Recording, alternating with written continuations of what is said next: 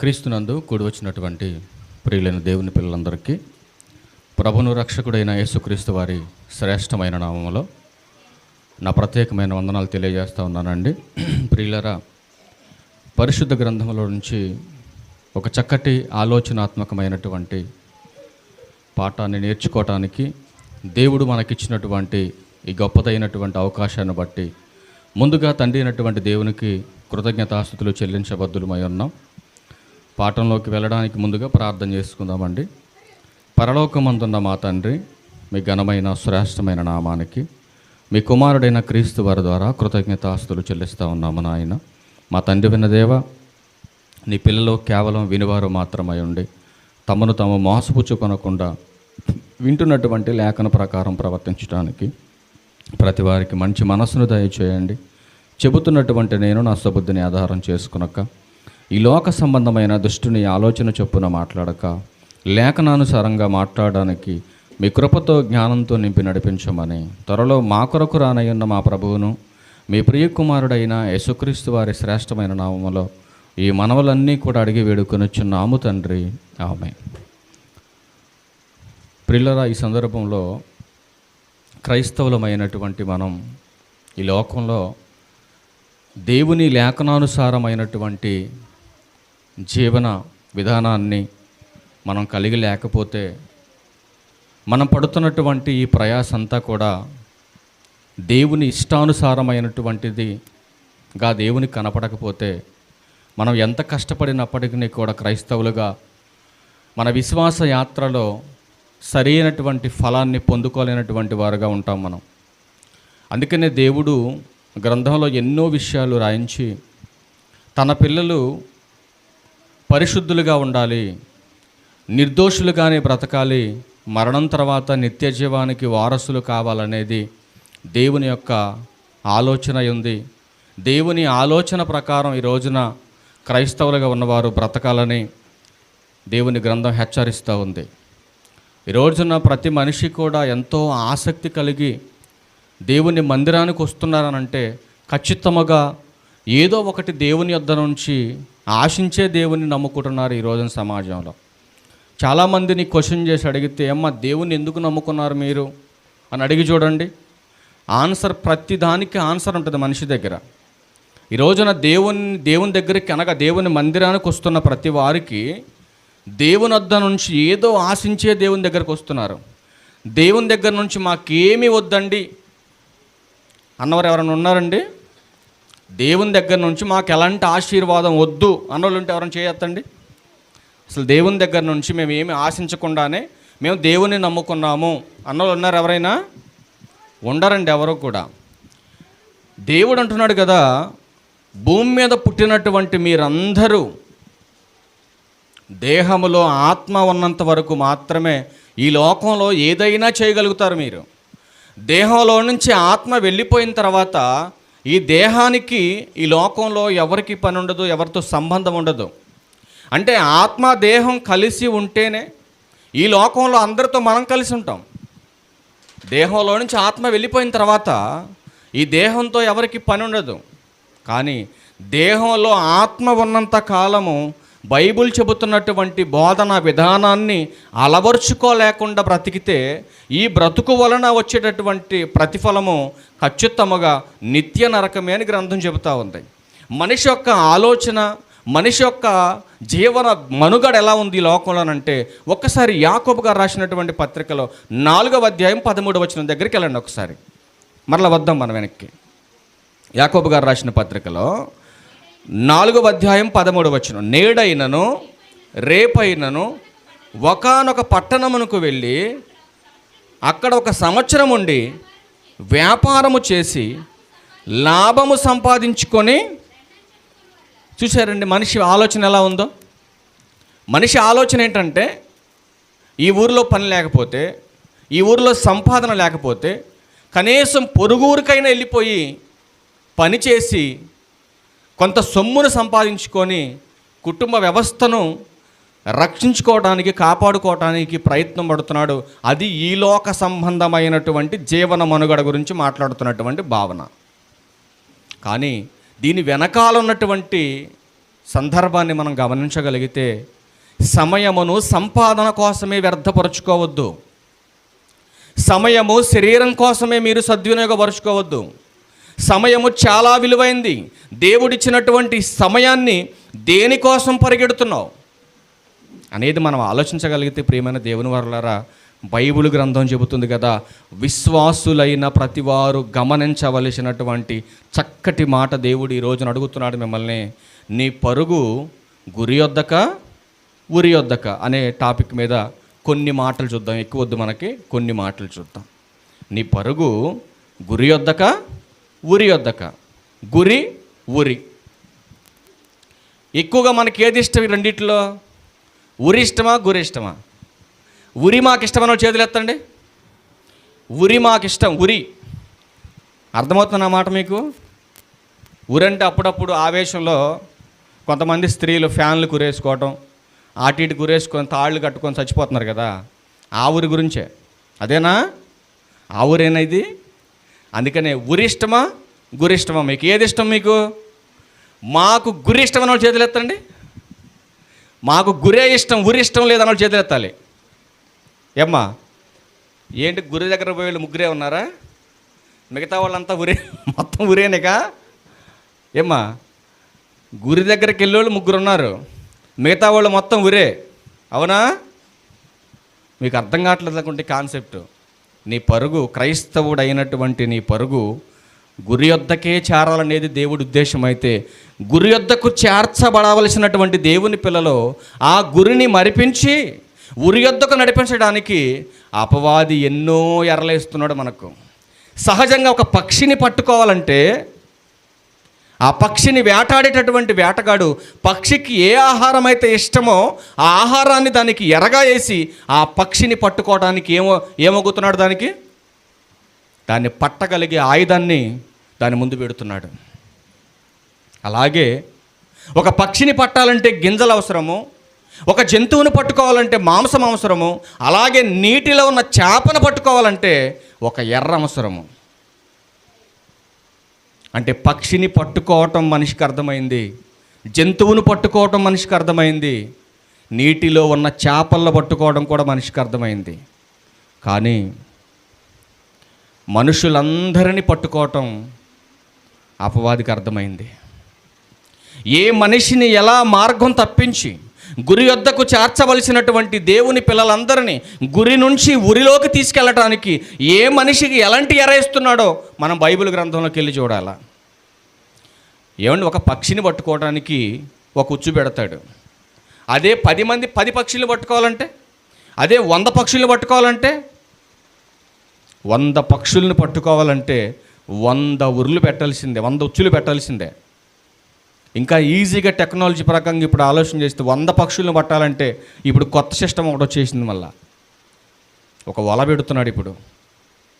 ఒకప్పుడు ఒక పుల్లకు ఒక వైరు పెట్టేసి దాన్ని ఉచ్చుగా పెట్టేవాళ్ళు. కానీ ఇప్పుడు ఒకేసారి ఎక్కువ పిట్టలను పట్టుకోవాలంటే వల పెడుతున్నాడు ఇప్పుడు పట్టుకునేవాడు. అలాగే ఈ రోజున సమాజంలో ఒక్కొక్కరిని పట్టుకోవటం చాలా కష్టమని ఎరిగినటువంటి అపవాది వలతో పట్టుకోవాలని ఆశపడుతున్నాడు. ఒకళ్ళు ఇద్దరు ఒక ప్రాంతానికి చెందినవారు, ఒక ప్రదేశానికి చెందినటువంటి వ్యక్తులైతే చాలా ఈజీగానే కోట్ల మంది పిల్లలు దేవుని దగ్గరికి వెళ్ళవలసినటువంటి దేవుని పిల్లలందరినీ ఒకేసారి మార్గం తప్పించాలి. ఎందుకు ఈ మనిషికి ఇంత ఆవేశంగా మాట్లాడుతున్నాడు అపవాదనంటే, గర్జించు సింహము వలె ఎందుకు తిరుగుతున్నాడు ఆయన? గర్జించు సింహం వల్ల ఎందుకు తిరుగుతున్నాడండి అపవాది? గురి యొద్దకు వెళుతున్నటువంటి దేవుని పిల్లల్ని ఉరి యొద్దకు నడిపించాలనే ఒక్క నిమిషము కూడా రెస్ట్ తీసుకోకుండా పనిచేస్తున్నట్టుగా మన గ్రంథం తెలియజేస్తూ ఉంది. ఒక్కసారి హబక్కు గ్రంథం 1వ అధ్యాయం 15వ వచనంలో ఒక చక్కటి మాట ఉంది, చదువుకుందాం మనం. హబక్కు గ్రంథము 1వ అధ్యాయము 15వ వచనం. వాడు గాలము వేసి మానవులందరినీ గుచ్చిలాగి ఉన్నాడు, ఉరులొగ్గి చిక్కించుకొనుచున్నాడు. వాడు తన వలతో వారిని కూర్చుకొని సంతోషపడి గంతులు వేయుచున్నాడు. అపవాది యొక్క ఆనందం మనకు కనపడతా ఉంది ఇందులో. ఎందుకంటే భూమి మీద పుట్టినటువంటి ప్రతి మనిషి దేవుని ఆలోచన ప్రకారమే బ్రతికితే, దేవుని ఉద్దేశాలు నెరవేర్చేవారుగా ఉంటే అపవాది ఊరిలోకి ఎవరు వెళ్ళరు. దేవుని ఆలోచన కూడా అదే. సత్యమును గూర్చినటువంటి అనుభవ జ్ఞానం కలిగిన వారుగా మీరుంటే ఖచ్చితంగా అపవాదేస్తున్నటువంటి ఎర్రలకు మీరు లోనవరు. దేవుడు కోరుకుంది కూడా అది. అందుకనే సజీవ యాగముగా మీ శరీరములను ఆయనకు సమర్పించేసేయాలి. ఆయనకు సమర్పించేస్తే అపవాది టార్గెట్ చేసేది దేని మీద అంటే శరీరం మీద. శరీర క్రియలే కదండి ఆత్మ నరకానికి తీసుకెళ్ళేది, అవునా? శరీర క్రియలే కదా ఆత్మ నరకానికి తీసుకెళ్ళేది. వీడు ఎలా పట్టుకుంటున్నాడు? మనుషులందరినీ నేను మాట్లాడుతున్నాడు. ఎలా పట్టుకుంటున్నాడు మనుషులందరినీ? గాలము వేసి. కొందరు నేను చెప్పట్లేదండి, సేవకులు మొదలుకొని సంఘ పెద్దల దగ్గర నుంచి విశ్వాసుల వరకు క్రైస్తవ కుటుంబంలో ఉన్న వాళ్ళందరినీ ఏం చేస్తున్నాడు ఈయన? గాలము వేసి పట్టుకుంటున్నాడు. ఇప్పుడు పక్షిని పట్టాలంటే గింజలని మనకు అర్థమైంది, చేపను పట్టాలంటే ఎర్రని మనకు అర్థమైంది, జంతువులను పట్టాలంటే వాటి తినే ఆహారాన్ని బట్టి జంతువులు పట్టుకుంటున్నాం మనం. మరి ఇప్పుడు నీకు గాలం వేశాడు కదా, మరి ఆ గాలానికి ఏం ఎరేసాడు నీకు అపవాది? ఇప్పుడు ఏ జీవిని ఎలా పట్టుకోవాలో దానికి సంబంధించినటువంటి ఎర మనకు అర్థమైపోయింది. ఇప్పుడు మనుషులమైనటువంటి మనల్ని పట్టుకోవడానికి వేటగాడు బయలుదేరారు లోకంలోకి. మరి ఆ వేటగాడు ఏ ఎరబెట్టి నిన్ను పట్టుకుంటున్నాడు ఆలోచించారు ఎప్పుడైనా? మేమేమైనా పక్షులు అనుకున్నారండి గింజలు వేస్తే పడిపోవడానికి? మేమేమైనా చేపలు అనుకున్నారేంటి ఎర్రబెడితే పడిపోవటానికి?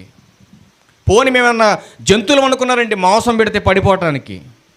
ఇక్కడ జంతువుల దగ్గరకు వస్తే ఆ మాంసం అనే మాట దగ్గర పడిపోయే స్వభావం మనకుంది. గింజలకు పడిపోవచ్చు, ఎర్రగా పడిపోవచ్చు, కానీ మాంసానికి పడిపోయే వాళ్ళు చాలా మంది ఉన్నారు. చూపిస్తా తర్వాత మీకు ముందుకెళ్ళిన తర్వాత. అపవాది చేస్తున్నటువంటి మాయాజాలంలో గురి యొద్దకు వెళ్ళవలసిన దేవుని పిల్లలు ఉరి యొద్దకు వెళ్ళిపోతున్నారు. ఉరి యొక్క పరిస్థితి ఏంటో మీకు అర్థం కావటం కోసమే ఈ చక్కటి విషయాన్ని మీకు చూపించడానికి నేను ముందుకు తీసుకొచ్చాను ఈ పాఠాన్ని. ఒక్కసారి ఆమోసు గ్రంథం 3వ అధ్యాయం 5వ వచనం. ఆమోసు గ్రంథం 3వ అధ్యాయం 5వ వచనం.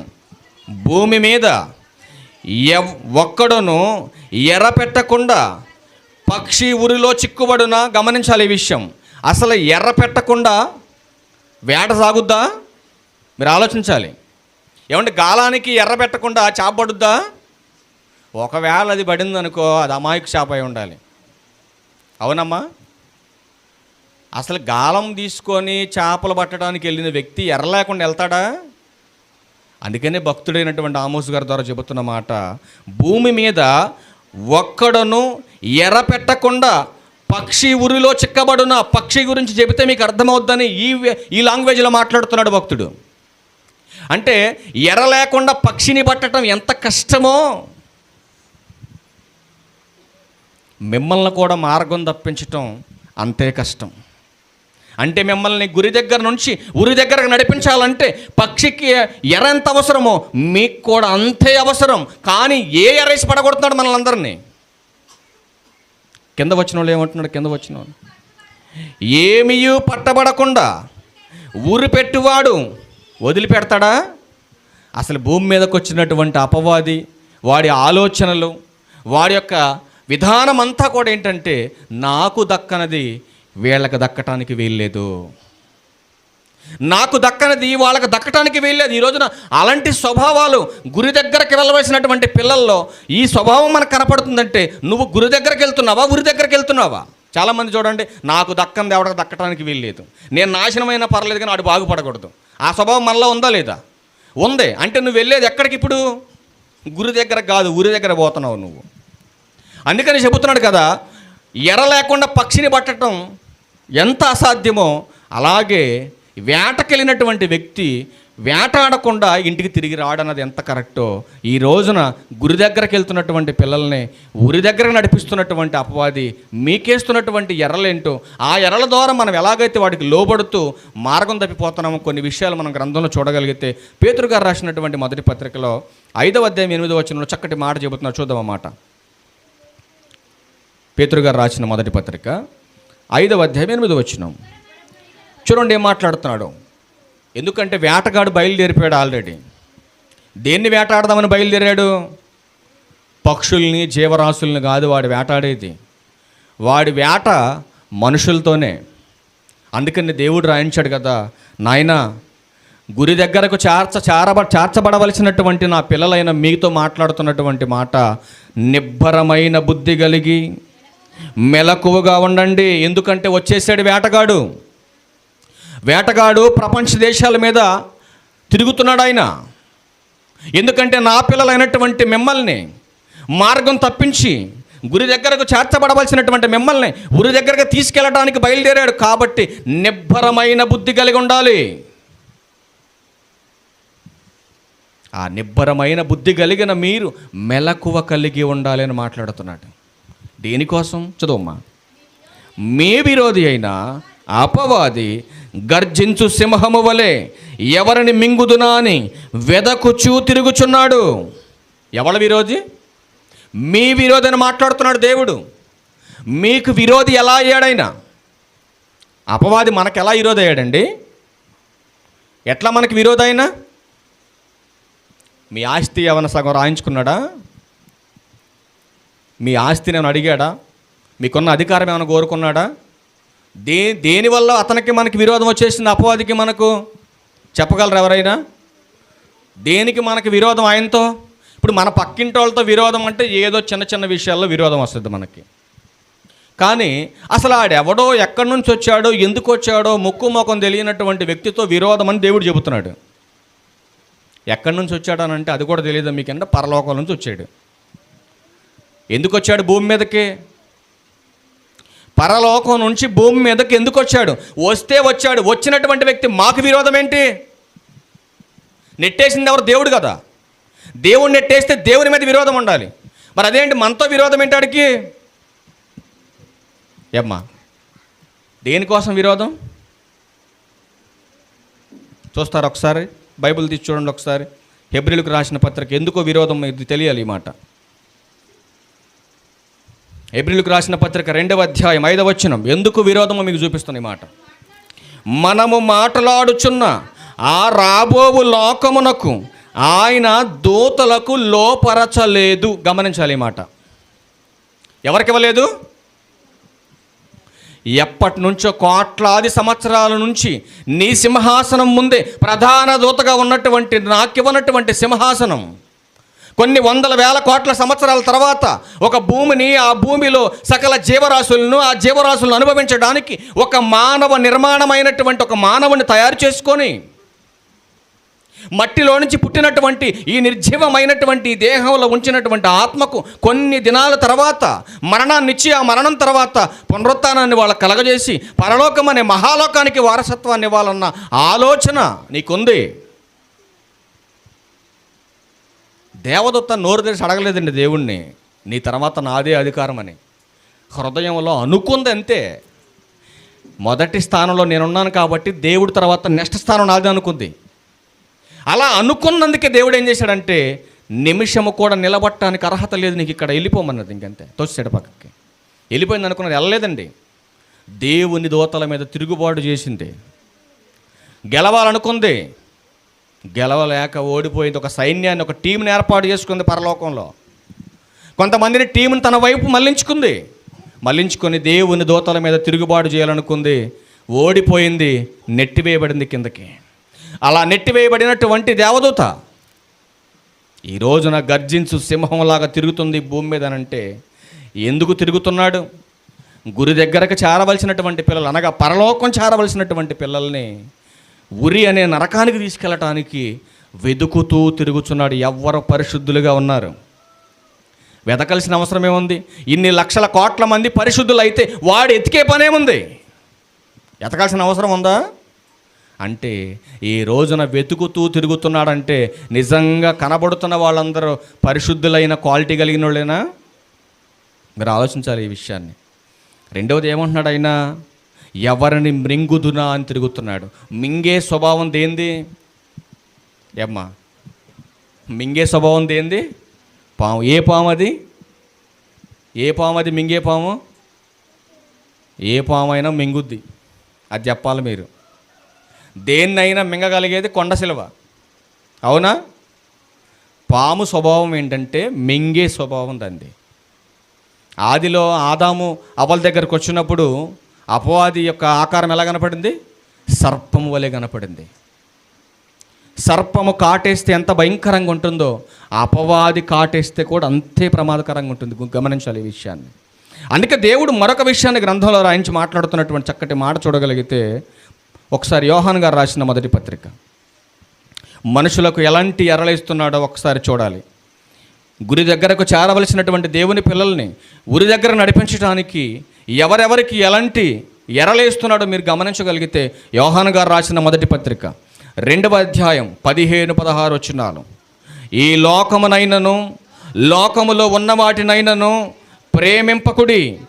ఎవడైనను లోకమును ప్రేమించిన ఎడల తండ్రి ప్రేమ వానిలో ఉండదు. గమనించాలి ఈ విషయాన్ని.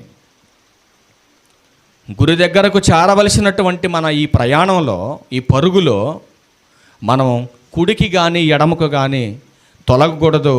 మన దృష్టిని మనం మళ్లించుకోకూడదు. అందుకని దేవుడు చెబుతున్న మాట ఏంటంటే, తండ్రి ప్రేమ నీలో ఉండాలంటే నువ్వు చేయవలసినటువంటి చక్కటి పని ఏంటంటే వాక్యానుసారంగా ఉండాలి. వాక్య సంబంధులను ప్రేమించాలి. లోకాన్ని ప్రేమించకూడదు. ఒకవేళ లోకాన్ని నువ్వు ప్రేమించితే, అందుకే ఏమన్నాడు? లోకాన్ని ప్రేమిస్తే దేవుని ప్రేమ నీలో ఉండదని మాట్లాడుతూ లోకాన్ని ప్రేమించడానికి ముఖ్యమైనటువంటి కొన్ని లక్షణాలు చెబుతున్నాడు 16వ వచనంలో. లోకములో ఉన్నదంతయు అనగా శరీరాశ, నేత్రాశ, జీవపుడంబమును తండ్రి వలన పుట్టినవి కావు, అవి లోక సంబంధమైనవి. ఎవరి వలన పుట్టినవి? తండ్రి వలన పుట్టినవి కాదు ఈ 3 లక్షణాలు. మరి ఎవరి ద్వారా పుట్టినవి ఇవన్నీ?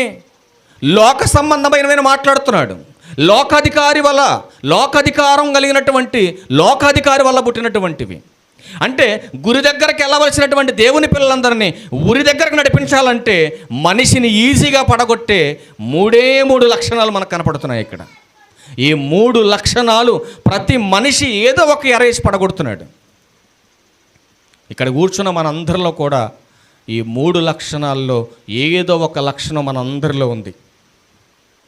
మా దగ్గర ఈ 3 లక్షణాలకి అసలు చోటు లేదని చేతులు ఎత్తని ఎవరైనా ఉంటే, అసలు ఈ 3 లక్షణాలకు మా హృదయంలో చోటు లేదని ఉంటే ఎవరైనా చేయండి. ఉండరండి ఎవరు. అందరిలో ఏదో ఒక స్వభావం ఉంటుంది. ఈ స్వభావం అందుకే అపవాది ఈజీగా పడగొడుతున్నాడు మనుషుల్ని. అందుకే అపవాది ఈజీగా మార్గం తప్పిస్తున్నాడు మనుషుల్ని. ఒకవేళ నీలో శరీరాశ ఉందా, నీ పని అయిపోయినట్టే.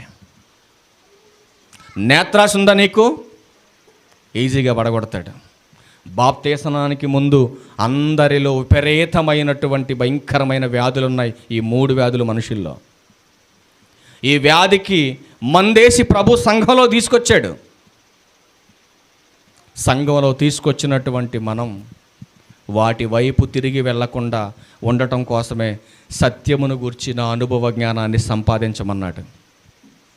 అలా సంపాదించవలసినటువంటి మనల్ని పరిశుద్ధులుగా, నిర్దోషులుగా ఉండాలని కూడా చెప్పాడు దేవుడు. కొద్ది రోజులు గడిచిన తర్వాత నీలో ఉన్నటువంటి ఆ వాక్యం నీకున్నటువంటి లక్షణాలను దూరం చేస్తుంది. కానీ వాక్యం ఉండవలసినటువంటి చోట మరలా లోక సంబంధమైనటువంటి అలవాట్లు, లోక సంబంధమైనటువంటి కోరికలు మరలా నీలో కొంచెం మరలా తయారవుతున్నాయనంటే అపవాదికి మరలా మనం చోటిచ్చినట్టే. అందుకే వాడు అంటున్నాడు కదా, ఒకసారి మనం కొన్ని మాటలు చూడగలిగితే, ఏమంటే అపవాది ఈ 3 విషయాల్లోనే పడగొడతాడా? అపవాది డైరెక్ట్గా అతనే వచ్చి ఎరేస్తాడా? అతనే వచ్చి మనల్ని పడగొడతాడా అని అంటే, అపవాది డైరెక్ట్గా వచ్చి నిన్ను పడగొట్టడో నీ ఇంటి పక్కన వాళ్ళతోనో, నీ ఇంటి ముందు వాళ్ళతోనో, నీ ఇంట్లో ఉండోళ్ళతోనో, నీ ఫ్రెండ్స్తోనో, లేకపోతే నీ చుట్టూ ఉన్నటువంటి బంధుబలగంతోనో నిన్ను ఏదో ఒక రకంగా టార్గెట్ చేసి నిన్ను పడగొట్టాలనేది వాడి ప్రయత్నం. ఒకనాడు దావీదు గారు మాట్లాడుతున్నటువంటి మరొక చక్కటి మాట చూడగలిగితే 38వ కీర్తన 12వ వచనం చూద్దాం ఒకసారి. సాక్షాత్తు దావీదు గారే మాట్లాడుతున్నారు ఈ మాట పరిశుద్ధాత్మ ప్రేరణతో. చూద్దాం అసలు ఏం మాట్లాడుతున్నారు. 38వ కీర్తన 12వ వచనం. నా ప్రాణము తీజూచువారు ఉరులు ఒడ్డుచున్నారు, నాకు కీడు చేసి చూచువారు హానికరమైన మాటలు పలుకుచు దినమెల్ల కపటోపాయములు పన్నుచున్నారు. నిన్ను రెచ్చగొడతారు, అనరాని మాటలు అనిపిస్తాడు అపవాది.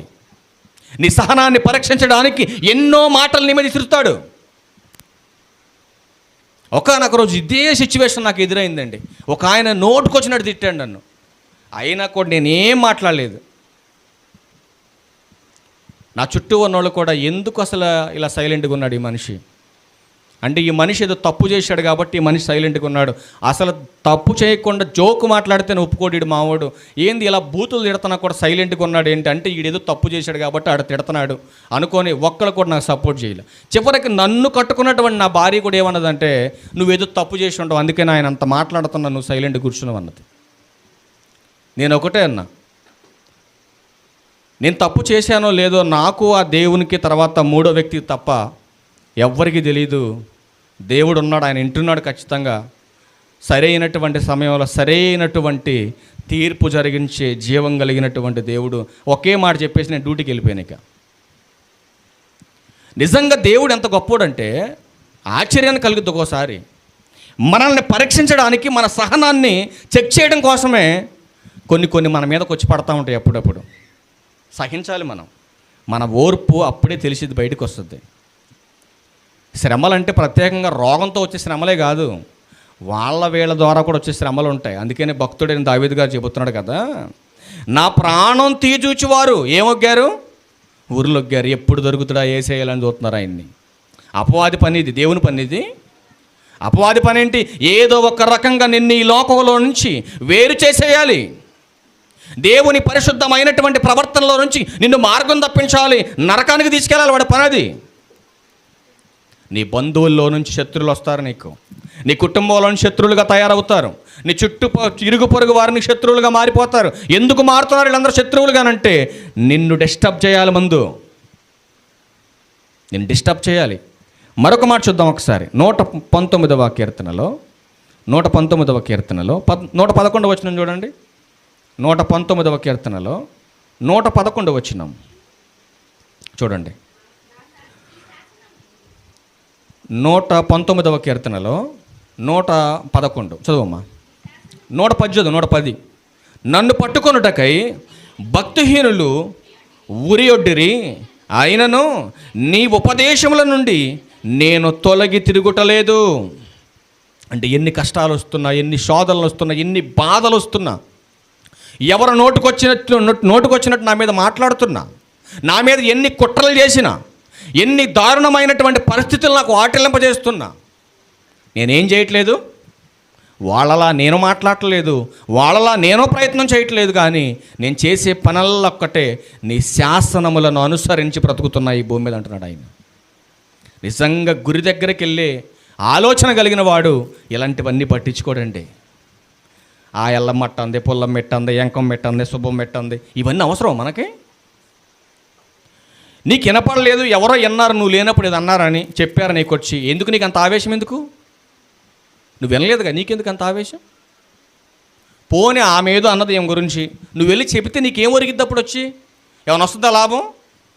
వస్తుందమ్మా. ఇప్పుడు పలానా తిట్టింది, ఆమె ఇంటికాడ లేదు, ఎడుగు పోయింది. ఇప్పుడు నువ్వు విన్నావు, ఇంటే నీకేంటి ప్రాబ్లం ఏంటి? ఆమంటే నువ్వు చెప్పాలని ఉందా? వెళ్ళి చెప్పకూడదు కదా. అన్నోళ్ళకంటే మోసుకెళ్ళి చెప్తారు చూసారా, వాళ్ళే పాపులు. అన్నోళ్ళు కాదు, మోసుకెళ్ళి చెప్పేవాళ్ళే పాపులు.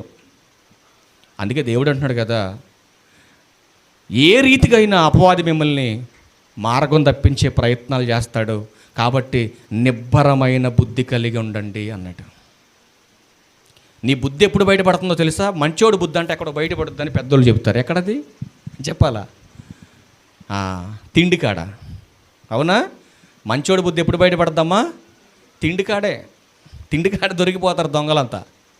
అది అందుకనే దేవుడు చెబుతున్నాడు కదా, నిజమైనటువంటి విశ్వాసం అయితే, నీతి కలిగినటువంటి గురిని కలిగి ఉంటే నిబ్బరమైన బుద్ధి కలిగి ఉండాలి. మరొక చక్కటి మాట చూద్దాం. తిమోతి గారికి రాసినటువంటి మొదటి పత్రిక. మరికొంతమందిని ఎలా తప్పిస్తున్నాడో చూద్దాం. మరికొంతమంది తిమోతి గారికి రాసిన మొదటి పత్రిక 6వ అధ్యాయం 9వ వచనం చూడండి. ధనవంతులగుటకు అపేక్షించువారు శోధనలోను, ఏముందని తర్వాత, శోధనలోను, ఉరిలోను, అవివేకయుక్తులను, హానికరములనైన అనేక దురాశలలోను పడుదురు. అట్టివి మనుషులను నష్టములోను నాశనములోను ముంచివేయును. ఏమంటే బైబుల్ చెప్పింది వాస్తవమే అంటారు. ఇది నిజమేనా? ఇది నిజమే నమ్ముతున్నారు మీరు? వాక్యాన్ని నమ్మాలి. మీరు నమ్మినా నమ్మకపోయినా ఇది సత్యం. ధనవంతులు అవ్వటానికి అపేక్షించేటటువంటి లక్షణం, ఆ లక్షణానికి జీవాన్ని పోసేది ఎవరో మీరు చెప్పాలి. ఎవరో? బాగా డబ్బు సంపాదించాలని ఆశ నీకుంది, కానీ న్యాయమైనటువంటి రీతిలో సంపాదించాలని దేవుడు చెబుతాడు. మరి దయ్యం ఏం చెబుతుంది మీకు? అక్రమంగా సంపాదించు, త్వరలో షార్ట్ కట్లో కోటీశ్వరుడుకా. అలా సంపాదించే పనిలో ప్రాణం పోయినా పర్లేదు, సంపాదించు. దేవుడు అదే చెప్తున్నాడు. ధనవంతులగుటకు అపేక్షించువారు శోధనలోను ఊరిలో పడతారు అన్నాడు. అలా సంపాదించి ఉరెక్కిన ఒక ఆయన ఉన్నాడు బైబిల్లో. ధనం సంపాదించి ధనవంతుడు కావాలని సాక్షాత్తు లోకరక్షకుడైన యేసుక్రీస్తు వారిని నమ్ముకొని ఉరెక్కాడు ఒక ఆయన. పొట్ట పగిలి పేగులు బయటకు వచ్చి నడుము బద్దలకు ఇరిగిపోయింది. తెలుసా ఆయన ఎవరో మీకు? ఎవరండి ఆయన? ఇస్కరియోతు యోధ. ఏం చేశాడు మహానుభావుడు? యేసుక్రీస్తు వారిని నమ్ముకొని డబ్బు సంపాదించాలనుకున్నాడు. ఆ డబ్బు సంపాదించినటువంటి వ్యక్తి శోధనలో పడిపోయాడు. ఆ శోధనలో పడిపోయిన ఆయన మనసు నిలపలేక, నిబ్బరమైన బుద్ధి లేక చివరికి ఉరిపెట్టుకొని చచ్చిపోయినట్టుగా మన గ్రంథం తెలియజేస్తూ ఉంది. అపోస్తుల కార్యం 1వ అధ్యాయం 18వ వచనంలో ఉంటుంది. ఆ మాట చూద్దాం ఒకసారి. ఆ మాట కూడా అపోస్తుల కార్యములు 1వ అధ్యాయం 18వ వచనం. అపోస్తుల కార్యములు 1వ అధ్యాయం 18వ వచనం. ఈ యోధ ద్రోహము వలన సంపాదించిన రోకలనిచ్చి ఒక పొలము కొనెను. అతడు తలక్రిందులుగా పడి నడిమికి బద్దలైనందున అతని పేగులన్నీ బయటికి వచ్చాను. అంటే చనిపోయాడు. అపవాది కలిగించినటువంటి ఆలోచన వలనే గురి యొద్దకు వెళ్ళవలసినటువంటి వ్యక్తి ఉరి యొద్దకు నడిపించాడు, ఈ లోకంలో నుంచి వేరు చేశాడు. అంటే అపవాది వాళ్ళ బలహీనతలను బట్టి, వాళ్ళ ఆలోచనలను బట్టి మార్గం తప్పిస్తూ ఉన్నాడు ఈ లోకంలో నుంచి. ఇక్కడ ఇస్కరియోతు యోధాలో కనపడుతున్నటువంటిది ఏ ఆశ మనకు కనపడుతూ ఉంది? శరీరాశ, నేత్రాశ, జీవపుడంబమా? ఏది కనపడుతుంది మనకేంలో చెప్పాలి. మా శరీరాశ కనపడుతుందా? నేత్రాశ కనపడుతుందా? జీవపు డంబం కనపడుతుందా? ఏం కనపడుతుంది ఏంలో? ఇస్కరియోతు యోధాలో ఏం కనపడుతుంది? ఏ లక్షణం కనపడుతుంది మనకి? మీకు తెలుసా తెలీదా? ఇస్కరియోతు యోధాలో శరీరాశ కనపడుతుందా? నేత్రాశ కనపడుతుందా? జీవపు డంబం కనపడుతుందా? ఏం కనపడుతుంది? జీవపు డంబం. ఈ జీవపు డంబం కలిగిన వాళ్ళే అక్రమంగా డబ్బు సంపాదించాలని అకాల మరణం అన్నాడు. ఈ అక్రమంగా డబ్బు సంపాదించే వాళ్ళకే శోధనలు అన్నాడు. ఆ శోధనలు వలన చావే ఇక. అందుకే చెబుతున్నాడు కదా. మరొక మాట చూడండి, రోమిలకు రాసిన పత్రిక మరొక మాట చూసుకుని క్లోజ్ చేద్దాం. రోమిలకు రాసిన పత్రిక 11వ అధ్యాయం 9వ వచనం చూడండి, ఎంత బాగుంటుంది ఈ మాట. 11వ అధ్యాయం 9వ వచనం. మరియు వారి భోజనము వారికి ఉరిగాను బోనుగాను ఆటంకముగాను వారి క్రియలకు ప్రతిఫలముగాను ఉండునుగాక అని మాట్లాడుతున్నాడు. ఏమైపోతుందంట? భోజనం కూడా ఉరిగా మారుద్దా? జనులు తినుటకును త్రాగుటకును కూర్చుండి ఆడుటకును లేచిరి అని మాట్లాడుతుంది గ్రంథం. అంటే మనుషుల యొక్క ఆలోచన విధానం చూడండి. తిండి తిండి తిండి తిండి, ఇదే జీవితం మనుషులు. కొంతమందికి తినటం కోసమే పుట్టారు ఏంట్రా అని అంటారు కొంతమంది. అవునా? అప్పుడప్పుడు అంటారు తల్లులు పిల్లల్ని, ఏంటి తిండి కోసమే పుట్టావేంట్రా నువ్వు భూమి మీద అంటారు కొంతమంది. అవునా? మొట్టమొదటిగా ఆదాము అవ్వల దగ్గర నుంచి ఇప్పటి వరకు ప్రతి మనిషిని మార్గం తప్పించి అనేకమైనటువంటి సమస్యలు క్రియేట్ చేయడానికి మొట్టమొదటి కారణం ఏంటని మనం గమనించగలిగితే, అపవాది వేసినటువంటి మొట్టమొదటి ఎర ఏంటి చెప్పండి ఇప్పుడు? ఏంటది? తిండి. ఆదాము అవ్వలకి వేసినటువంటి ఎర ఏంటమ్మా? తిండే. పక్షికి కూడా ఎర వేసేది ఏంటి? దేనికోసం? తిండి కోసమే. ఆ పక్షి ఆ తిండి కోసమే ఆరాటపడి ప్రమాదం ఉందన్న సంగతి మర్చిపోయి, చనిపోతానన్న విషయాన్ని మర్చిపోయి, పాపం ఆకలితో అలమటిస్తున్నటువంటి పక్షి ఎలా పరిగెడుతుందో ఒకసారి సామెతల గ్రంథం చూద్దాం మనం. మనుషుల పరిస్థితి కూడా అలాగే ఉంది. అందుకే సొలొమోను గారు ఈ మాటను రాశారు ఇందులో. చూద్దాం ఒకసారి. సామెతల గ్రంథం 7వ అధ్యాయము 23వ వచనం. సామెతల గ్రంథము 7వ అధ్యాయము 23వ వచనం.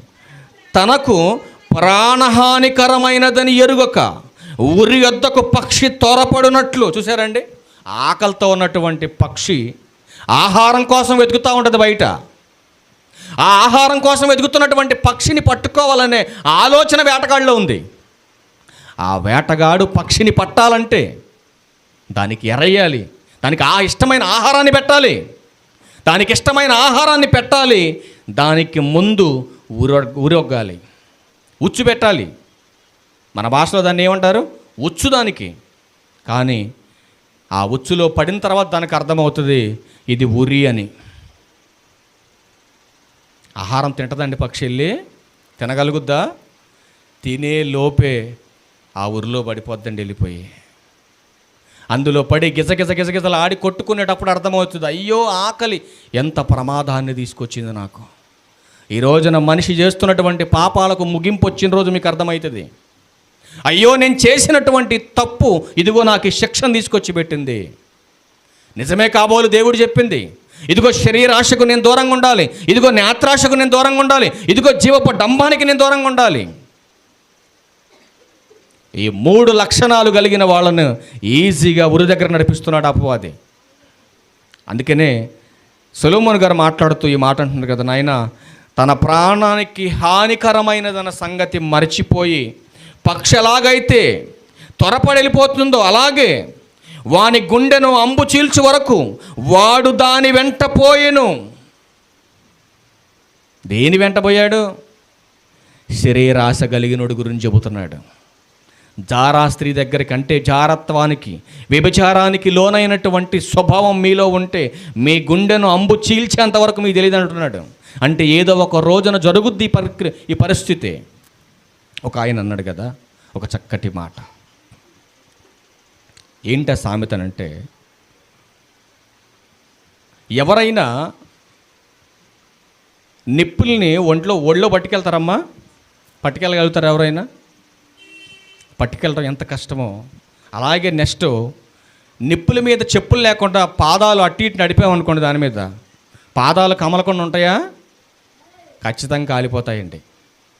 అలాగే జారత్వం జరిగించేవాడు కూడా ప్రమాదానికి గురవ్వటం అంతే నా ఖచ్చితం. అది ఈరోజు చాలామంది చేస్తున్నటువంటి చాలా పెద్ద తప్పు ఏంటంటే, మమ్మల్ని ఎవరో చూడట్లేదులే, మమ్మల్ని ఎవరో పట్టించుకోవట్లేదులే అనే భావంతో ఉన్నారు మనుషులు.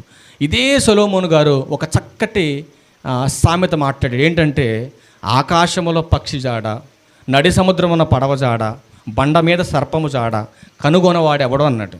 కనుగొనగలరా ఎవరైనా? ఇప్పుడు ఆ సిమెంట్ ఫ్లోర్ మీద పాము వెళ్ళిందండి, కనిపెట్టగలరా ఎవరైనా? అర్థమవుద్ది ఎవరికైనా? అర్థం కాదు. ఇప్పుడు ఆకాశంలో పక్షి వెళ్ళింది, చెప్పగలరా ఎవరైనా? చెప్పగలరా? దాని జాడ చెప్పగలరా? నడి సముద్రమున పడవ జాడ చెప్పగలరా ఎవరైనా వెళ్ళిపోయిన తర్వాత? చెప్పలేరు. ఈ మూడింటిని చెప్పటం ఎంత కష్టమో అలాగే స్త్రీ పురుషునితో సాంగత్యపు జాడ చెప్పటం కూడా అంతే కష్టం. మనుషులకు కష్టమేమో కానీ దేవునికి మాత్రం చాలా సులువు. అందుకనే మరొక మాట మీరు చూడగలిగితే, తిండి విషయాన్ని గురించి ఒక ఆయన తన జ్యేష్ఠత్వపు హక్కును పోగొట్టుకున్నాడు. తెలుసు మీకు ఆయన ఎవరండి ఆయన? తిండికి ఆశపడి దేవుడిచ్చినటువంటి విలువైనటువంటి ఆశీర్వాదాన్ని, ఆ హక్కును కోల్పోయాడు ఒక ఆయన. మరలా కోల్పోయిన తర్వాత మళ్ళా ప్రాధేయపడ్డాడు, కన్నీళ్లు విడిచాడు, ఎంతో ప్రయాసపడ్డాడు. అయినా కూడా మళ్ళా ఆశీర్వాదాన్ని పొందుకోలేకపోయాడు మహానుభావుడు. ఎవరైనా? హెబ్రీలకు రాసిన పత్రిక 12వ అధ్యాయం 16-17 వచనాలు. హెబ్రీలకు రాసిన పత్రిక 12వ అధ్యాయం చూడండి. ఒక పూట కూటి కొరకు తన జ్యేష్ఠత్వపు హక్కును అమ్మివేసిన ఏశావు వంటి భ్రష్టుడైన వ్యభిచారైనను ఉండునేమో అని జాగ్రత్తగా చూసుకొనుడి. దేనికోసం అమ్ముకున్నాడు హక్కుని? కూటి కోసం. ఒక్క పూట కూటి కొరకు బ్రతికినంత కాలం కూడి కోసం పెట్టలేదు ఈయన ఆశీర్వాదాన్ని. ఒక పూట కడుపు నింపుకోవటం కోసం తనకున్నటువంటి విలువైనటువంటి ఆశీర్వాదాన్ని పోగొట్టుకున్నాడు. అంటే నీకు తిండిని గూర్చినటువంటి ఆశ నీకుంటే ఆ తిండిని నీకు ఎరగా వేస్తాడు అపవాది. కానీ యేసుక్రీస్తు వారు చెప్పినటువంటి మాట, పౌలు గారు అన్నటువంటి మాట చూడగలిగితే, దేవుని పని అంటే భోజనము పానం చేయటం కాదు, నీతి సమాధానం, ఇవి ఉండాలి దేవుని పనిలో. కానీ అపవాది ఏం చేస్తున్నాడు? యేసుక్రీస్తు వారు 40 దినాలు ఉపవాసం చేసి ఆకలితో ఉన్నాడని ఎరిగి యేసుక్రీస్తు వారి దగ్గరకు వచ్చి, నాయన మరి రాళ్ళను రొట్టెలగినట్టుగా ఆజ్ఞాపించి, మరి నువ్వు తినరాదు? తింటాం ఆయన తెలియదేంటి యేసుక్రీస్తు వారికి? ఈ రోజున తిండి కోసం దేవుని పనిని పాడు చేసేవాళ్ళు లేరా? మీరు బాధపడినట్టు ఒక మాట చెప్తా. కష్టపడి ఎన్నో రోజుల తర్వాత కుటుంబ ప్రార్థన పెడతారు ఇంట్లో. మీరు ఇంట్లో కుటుంబ ప్రార్థన పెట్టి భోజనాల కార్యక్రమం పెట్టుకుంటున్నారు. మీరు భోజనాల కార్యక్రమం పెట్టుకున్న వాళ్ళు మీరు ఎన్ని గంటలకు ప్రార్థన స్టార్ట్ చేస్తున్నారు? స్టార్ట్ చేయక 7:30కి స్టార్ట్ చేస్తున్నారు. 7:30కి స్టార్ట్ చేసిన దగ్గర నుంచి మీరు చెప్పే మాటలు ఏంటంటే, ఇక ఆపేయండి. ఎందుకు ఆపాలి? వేడి చల్లారిపోతుందండి. వేడి చల్లారిపోతుందంటే 9 దాటితే జనాలు తినలేరండి. మరి భోజనాలు వండుకున్నప్పుడు భోజనాలే పెట్టరాదు ముందు అందరికీ? తర్వాత భోజనాలు అయిపోయాక ప్రార్థన పెట్టుకుందాం కదా. భోజనం తిన్న తర్వాత కూర్చుంటాడేంటి మనిషి ప్రార్థనలో? కూర్చుంటాడమ్మా? కూర్చోడు. అందుకే చెబుతున్నాడు కదా, భోజనము నిమిత్తము దేవుని పనిని పాడు చెయ్యకండి అని చెప్పాడు. మరి మనం ఏం చేస్తున్నాం? భోజనము నిమిత్తమే ప్రార్థన పెడుతున్నాం, అది మన పని. ఎవరు చెప్పారు మీకు ఇదనంటే, మా అందరికీ తండ్రి ఈ లోకాధికారి. ఎవడాడు చెప్పండి ఒకసారి? ఎవరైనా ఈ లోకాధికారి ఎవరైనా అపవాది. వాడు చెప్పింది మేము ఉంటాం, కానీ పరలోకపు తండ్రి చెప్తే మేమెందుకు వింటాం? అందుకే అన్నాడు కదా ఆయన ఒక చక్కటి మాట, భోజనము నిమిత్తము దేవుని పనిని పాడు చేయకండి అన్నాడు. అందుకనే రోమిలకు రాసిన పత్రిక 11:9 చెప్పాడు కదా, ఒకవేళ భోజనం నిమిత్తమే బ్రతుకుతున్నావా, భోజనం కోసమే ప్రార్థన పెట్టుకుంటున్నావా, భోజనం తినడం కోసమే దేవుని అడ్డం పెట్టుకుంటున్నావా, అయితే నువ్వు తిన్న ముద్ద నీకు ఉరిగా మారిపోద్ది అన్నాడు దేవుడు. ఏమండి, తినేటప్పుడు బాగానే ఉంది, తిన్నకాడ నుంచి ఒకటే కడుపులు నొప్పి అంటారు కొంతమంది, తిన్నకాడ నుంచి ఒకటే వాంతులు అంటారు కొంతమంది, అయ్యో కొంతమంది తిన్నాక అరగట్లేదండి అని మాట్లాడతారు కొంతమంది. అంటే ఎక్కడో ప్రాబ్లం ఉందండి నీలో, చెక్ చేసుకోవాలి. ఫుడ్ పాయిజన్ అయింది. ఎందుకు పాయిజన్ అయింది ఫుడ్ నీకు? అంటే నీ సిస్టమ్ పని చేయకుండా దేవుడు ఏదో చేశాడు మరి లోపల. అందుకే నువ్వు తిన్న భోజనమే నీకు ఉరిగా మారింది. 11 అవుతుంది ప్రార్థనకి వెళ్ళాలంటే, ఏం పర్లేదు, ఆయన 12 గంటలకు వస్తాడు, చక్కగా హ్యాపీగా చికెన్ తీసుకొచ్చాను, వండు, తిన్నాకే పోదాం. ఈ వారం చికెన్ తిన్నాం కదండి, మరి వచ్చే వారం ఏం తిందామండి? భార్యలు అడుగుతారు ముందే. సరే వచ్చే వారం చేపలు తెచ్చుకుందాంలే. ఒక వారం చికెన్ అయిపోయింది, ఒక వారం చేపలు అయిపోయింది, మరి వచ్చే వారం ఏం వండుకుందామండి? నాలంటోడు అయితే ఏం చెప్తారో తెలుసా, అప్పుడు దాకా బతుకుంటే చూద్దాం లేకపోతే అంటారు. నేనైతే షెడ్యూల్ అండి, ఈ నెల మొత్తం ఆదివారాలు ఏం వండుకొని తినాలి, సోమవారం ఏం వండుకోవాలి, మంగళవారం ఏం వండుకోవాలి, ఉదయం ఏం వండుకోవాలి, సాయంత్రం ఏం వండుకోవాలి, ఇది ఒక షెడ్యూల్ అయిపోయింది జనానికి. కొంతమంది మాట్లాడుతున్నారు, చాలా ఆశ్చర్యం వేస్తుందండి. అబ్బా, అసలు వాళ్ళు చెప్పుకునే ఆ మాటలు ఏంటి ముచ్చటేసిద్ది ఒకసారి. కానీ తిండి కోసమే పుట్టినట్టు మాట్లాడతారు కొంతమంది. ఆ తిండికి సంబంధించిన బలహీనత నీలో ఉంటే అపవాది ఖచ్చితంగా నేను ఉరి దగ్గరకు తీసుకెళ్తాడు. ఆ తిండి ఒక రోజున నీకు ఉరిగా మారబోతుందని చెబుతున్నాడు దేవుడు. మరొక మాట చూద్దాం గ్రంథంలో, కొరింథీయులకు రాసిన మొదటి పత్రిక 9:16 పౌలు గారు మాట్లాడుతున్న మాట చూడండి. ఏం మాట్లాడుతున్నారు ఆయన? కొరింథీయులకు రాసిన మొదటి పత్రిక 9 చూడండి ఏం మాట్లాడుతున్నాడు ఆయన. కొరింథీయులకు రాసిన మొదటి పత్రిక 9:26. కాబట్టి నేను, కొరింథీయులకు రాసిన మొదటి పత్రిక 9:26, కాబట్టి నేను గురి చూడని వాని వలె పరిగెత్తువాడను కాను. ఏంటి ఇలా మాట్లాడుతున్నాడు ఈయన? ఏంటి నా ఆలోచన? ఏంటి పౌలు గారు యొక్క ఆలోచన? గురి చూడని వాని వలె పరిగెత్తువాడను కాను నేనని మాట్లాడుతున్నాడు. అంటే ఆయన ఆలోచన ఈ లోక సంబంధమైంది కాదు. ఆయన గురి ఈ శరీర సంబంధమైనటువంటి దాని గురించి మాట్లాడట్లేదు. అసలు ఆయన గురి ఏంటో, ఆయన ఉద్దేశాలు ఏంటో, ఆయన లక్షణాలు ఏంటో ఒక్కసారి మనం చూడటానికి ముందు మనం ఆయన గురించి ఒక మాట చెప్పగలిగితే, ఇదిగో ఆయన అంటున్నటువంటి మాట, ఇదిగో నేను క్రీస్తును పోలి నడుచుకున్న ప్రకారం మీరందరూ నన్ను పోలి నడుచుకోండి. ఎందుకంటే నన్ను పోలి నడుచుకోమని పౌలు గారు మాట్లాడుతున్నానంటే అసలు ఆయన ఉద్దేశం ఏంటో మనకు అర్థం కావాలి. ఈ 14 పత్రికల్లో ఆయన రాశాడు మాటలు. నిజంగా ఆయన ఉద్దేశాలు ఏంటో మనం చదవగలిగితే ఫిలిప్పీయులకు రాసిన పత్రిక 3వ అధ్యాయము 10-11 వచనాల్లో చక్కటి మాటలు చదువుకుందాం ఒకసారి మనం. ఆ మాటలు ఆయన ఎందుకు ఆ మాట మాట్లాడుతున్నాడు అక్కడ చూడండి. ఏ విధము చేతనైనను మృతులలో నుండి నాకు పునరుత్థానము కలగవలెనని. ఏంటంట ఆయన గురి? ఆయన గురి ఏంటమ్మా? పునరుత్థాన బలం. అంటే ఈ భూమి మీద పుట్టిన ప్రతి మనిషి ఏదో ఒక రోజున చనిపోతాడు, పాతి పెట్టబడతాడు. అలా చనిపోయి పాతి పెట్టబడినటువంటి ప్రతి మనిషి పునరుత్థాన బలంతోనే లేవనెత్తబడాలి. అలా లేవనెత్తబడినటువంటి వ్యక్తి నిత్య జీవానికి వారసుడు కావాలి. అలా వారసుడు కావాలంటే నీ బ్రతుకులో క్రీస్తును సంపాదించాలి. ఆ క్రీస్తును సంపాదిస్తేనే క్రీస్తు యొక్క మహాజ్ఞానం నీకు వస్తుంది. ఆ క్రీస్తును సంపాదించుకున్నటువంటి ఆ విధానంలో, ఆ గురిలో, ఆ ప్రయాణంలో, ఆయన పరుగులో ఆయన మాట్లాడుతున్నటువంటి మాట, కింద మాట చూడండి. ఆయన మరణ విషయంలో సమాన అనుభవం గలవాడనై ఆయనను, ఆయన పునరుత్థాన బలమును ఎరుగు నిమిత్తమును ఆయన శ్రమలలో అని మాట్లాడుతున్నాడు. నిజంగా ప్రభువు వారికి వచ్చిన శ్రమ ఎవరన్నా కోరుకుంటారండి? అసలు పౌలు గారికి వచ్చినటువంటి శ్రమలో, క్రీస్తు వారికి వచ్చినటువంటి శ్రమలో మన బ్రతుకులో ఒక్కరోజు వచ్చినా మనం బతకలేమండి. బతుకుతామా? బతకలేమండి అసలు మనం. కానీ ఆయన కోరుకుంటున్నాడండి ప్రభు పడినటువంటి ఆ బాధలు ఏవైతే ఉన్నావో అలాంటి బాధలు నేను కూడా పడితే నాకు పరలోకం వస్తుంది. బాధపడకుండా, శ్రమ పడకుండా ప్రతిఫలము ఖచ్చితంగా రాదని మాట్లాడుతూ ఆ కిందకు వచ్చేసరికి సమస్తమును నష్టపరుచుకొని వాటిని పెంటతో సమానముగా ఎంచుకొనుచున్నాను. దేనికోసం ఆయన ఈ త్యాగం నీకనంటే ఆయన మాట్లాడుతున్నాడు. 14 వచనంలో చూడండి. దేనికోసం ఈ త్యాగం అంటే కింద మాట్లాడుతున్నాడు. క్రీస్తు యేసునందు దేవుని ఉన్నతమైన పిలుపుకు కలుగు బహుమానం. అబ్బాబ్బా, ఎంత బాగుందండి మాట చూడండి. దేనికోసం ఈ త్యాగం అంటే శరీర సంబంధమైనటువంటి క్రియలు ఏవైతే ఉన్నవో, శరీరాశ, నేత్రాశ, జీవపడంబం, ఈ మూడిటి వలన క్రీస్తు పునరుత్థాన బలం పోతుంది. అంటే అది పోగొట్టుకోకుండా చేపట్టాలంటే ఏవేవి క్రీస్తును నన్ను దూరం చేస్తున్నాయో, ఆ శరీరాశ, నేత్రాశ, జీవపడంబం, వాటన్నిటిని ఎలా చూస్తున్నాడు ఆయన? పెంటతో సమానంగా చూశాడు. అదే బంగారంతో చూశారనుకోండి, అప్పుడప్పుడు వెళ్తే తగిలించుకుంటాం మనం. ఒకవేళ వెండితో పోల్చాడు అనుకోండి, అప్పుడప్పుడు తీసుకుంటాం మనం. అదే పెంటతో పోలిస్తే పెంట ఎవడన్నా అప్పుడప్పుడు తీసుకుంటాడేంటి? వెళ్ళి తీసుకోడు. అందుకని పౌలు గారు ఆ క్రీస్తుని దూరం చేసేటటువంటి ఆ స్వభావాన్ని, ఆ లక్షణాలను పెంటతో పోల్చాడండి.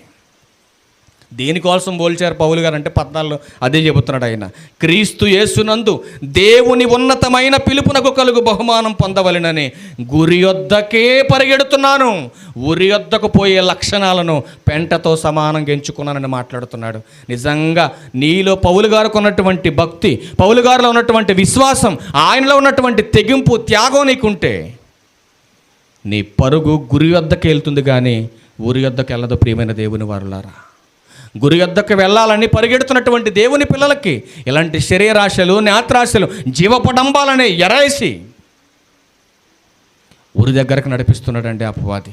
ఒక్కసారి హబక్కు గ్రంథం 1వ అధ్యాయం 15వ వచనం దగ్గరికి వెళ్ళి ముగించేద్దాం మనం. హబక్కు గ్రంథం 1వ అధ్యాయం 15వ వచనం తీయాలి త్వరగా. హబక్కు గ్రంథం 1వ అధ్యాయం 15వ వచనం. వాడు గాలము వేసి మానవులందరినీ గుచ్చిలాగి ఉన్నాడు. ఏమొగ్గాడండి? వాడు గాలము వేసి మానవులందరినీ గుచ్చిలాగి ఉన్నాడు, ఉరిలొగ్గి చిక్కించుకొనుచున్నాడు. వాడు తన వలతో వారిని కూర్చుకొని సంతోషపడుచున్నాడు. ఈ రోజున ప్రపంచ దేశాల్లో బ్రతుకుతున్న ప్రతి వారు గమనించవలసినటువంటి విషయం ఏంటంటే, వాడి వలలోనే ఉన్నారని బైబిల్ చెప్తా ఉంది.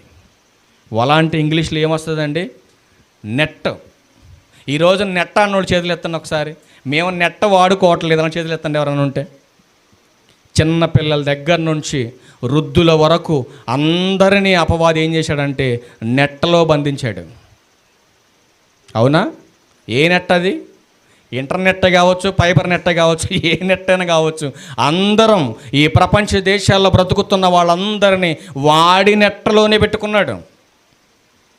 కానీ ఆ నెట్లో ఉన్నటువంటి మనం వాడి ఎర్రకు పడిపోకుండా గురి వద్దకే పరిగెత్తాలిగా, గురి వద్దకే పరిగెత్తేవారుగా మన గురి ప్రభువు వైపు ఉండాలి. అందుకని సులువుగా చిక్కులు పెట్టి పాపములో చిక్కుపడకుండా విలువైనటువంటి వాక్యాన్ని చేతపట్టుకొని ఈ గొప్ప రక్షణ నిర్లక్ష్యం చేయకుండా ప్రభు యొక్క శిక్షలో బోధలో మనమందరం కూడా ఉండాలని ప్రభు పేరట మీకు మనవి చేస్తూ ఉన్నాం. ప్రియమైన దేవుని వారులారా, నీలో ఉన్నటువంటి బలహీనతను బట్టి అపవాది అందరినీ కూడా వాడి యొక్క ఆలోచన ప్రకారం నీకున్నటువంటి ఇష్టాన్ని క్యాష్ చేసుకొని నిన్ను గురి దగ్గర నుంచి ఉరి దగ్గర నడిపిస్తున్నాడు. నీ బలహీనత ఏంటో ఖచ్చితంగా నీకు తెలుసు. నీలో ఉన్న బలహీనత ఏంటో ఖచ్చితంగా నీకు తెలుసు. ఎందుకంటే నీలో ఉన్న బలహీనత శరీరాశికి సంబంధించిందా, నేత్రాశికి సంబంధించిందా, జీవపడంబానికి సంబంధించిందా? కాబట్టి ఆలోచించుకొని సంతుష్టి సహితమైనటువంటి భక్తి కలిగి గురి యొద్దకే పరిగెత్తేవారుగా మీరందరూ ఉండాలని ప్రభువు పేరట మిమ్మల్ని హెచ్చరిస్తున్నాను. నేను హెచ్చరించుకుంటూ ఈ నా మాటలు ముగిస్తా ఉన్న అందరికీ వందనాలు. Thank you.